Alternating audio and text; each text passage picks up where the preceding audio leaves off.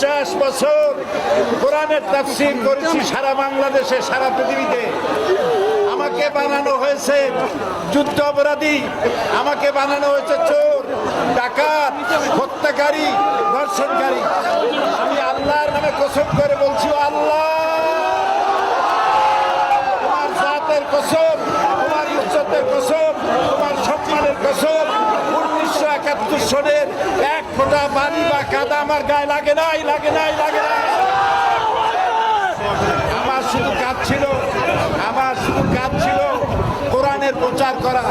নাস্তিকবাদীরা সহ্য করতে পারে নাই, জালিমরা বরদাস্ত করতে পারে নাই, যার জন্য আমাকে বন্দী করে রেখেছে। আমি শাহাদাতের তামান্না করি, আমি শহীদ হতে চাই, তবে চোর, ডাকাত ইত্যাদির বদনাম নিয়ে মরতে চাই না।